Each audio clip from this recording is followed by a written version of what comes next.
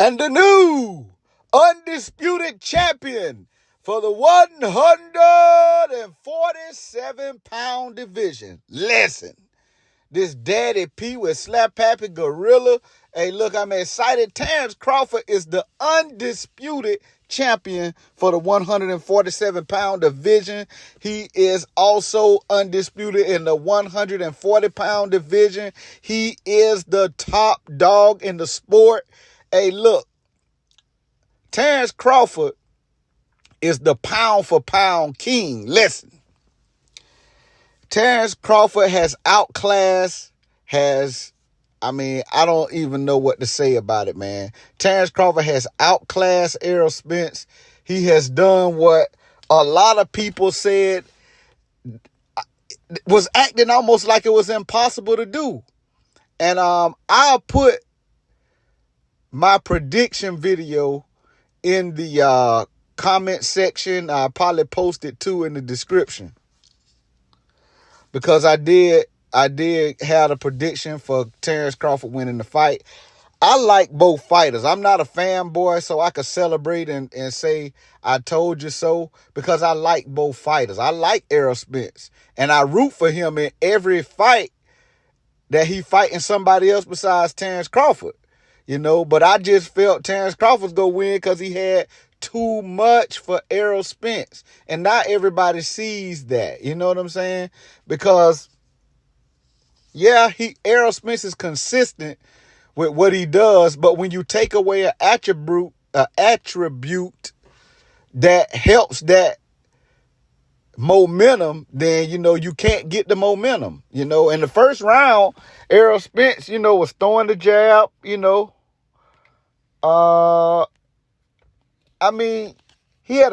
was trying to establish it. It really wasn't like landing very, very effectively, but he was throwing it effectively. You know what I'm saying? But, man, the second round, Terence Crawford dropped Errol Spence, man, from there on out. I think it kind of shattered his confidence, but also more than just shattering his confidence, man, I think something was a little bit off.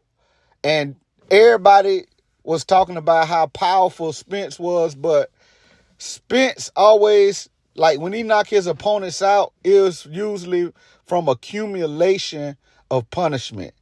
But he has to be able to accumulate that punishment.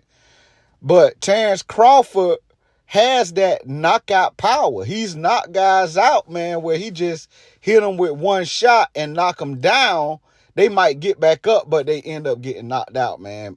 But it is what it is. Terence Crawford, even from, what was that, like round 5, he was landing like 58% of his power shots.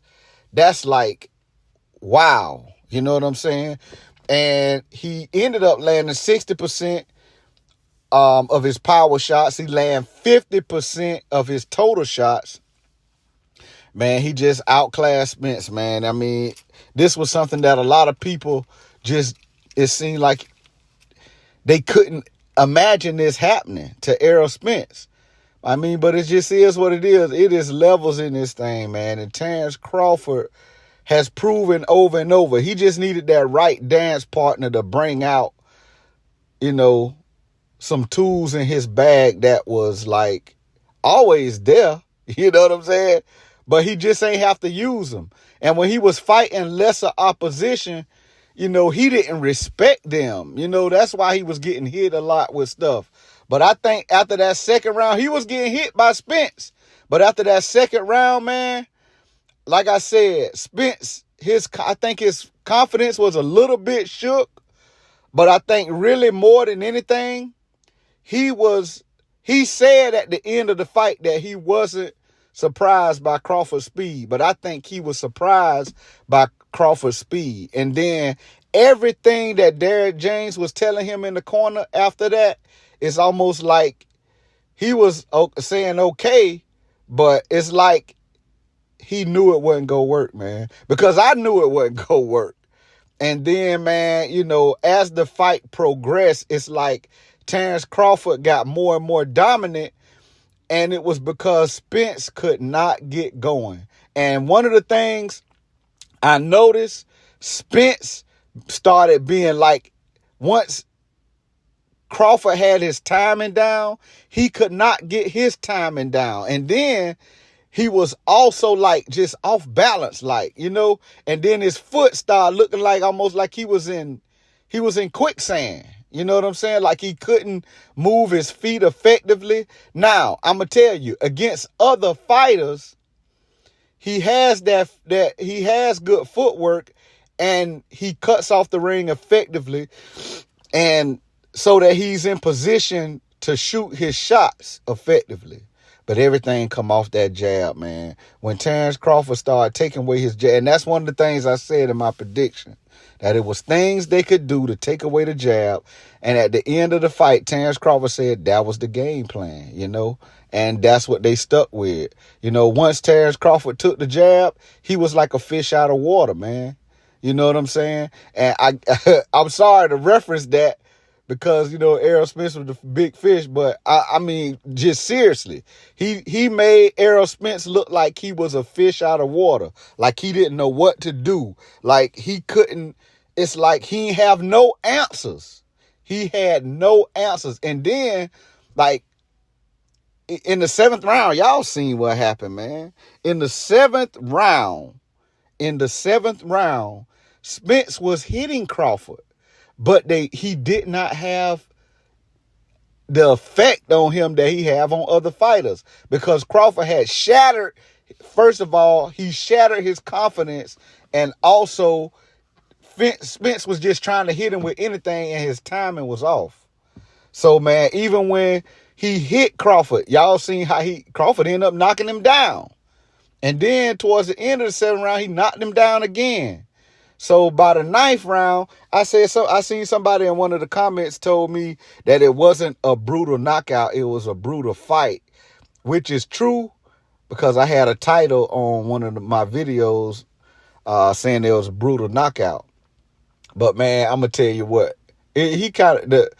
whoever said that, they were right. That was just the title of the video. You gotta make the titles intriguing to watch. You know what I'm saying? You got to do that. It ain't like clickbait. It just make it intriguing to watch, man. But anyway, it was getting brutal in there. Spence had some more, he could have kept going. He wasn't out on his feet or anything, but it would have got real brutal if it would have went 12. I don't think it would have went to 11. I think it would have probably been stopped in the 10th. Honestly, it would have stopped brutally, I think. I think it would have stopped brutally with Spence on his face or his back. You know what I'm saying? If it would have kept going. You know what I'm saying? And I mean that with all respect. I'm not saying... And Spence, I take my hat off to him. He was ready to go. He was arguing with Harvey Doc like, man, look, I'm good. But even though he had no answers, he was going to go out on the shield, you know? He was willing to go out on the shield, but he sure would have went out on the shield if they would have let it keep going, because I don't think it would have made it to 11. And I'm just being honest. He would have made it to 10 probably, but he wouldn't have made it to, in that 10th round, Crawford would have found a way to just get him out of there, man. And it would have ended brutally, I believe. But man, hey, it is what it is, man. That fight was a heck of a fight for Terence Crawford. I hate to say that, but it just was. It wasn't a back and forth. It wasn't a fight like... It just was dominating by Terence Crawford. And what's intriguing about the fight is that so many people thought that it couldn't be that way.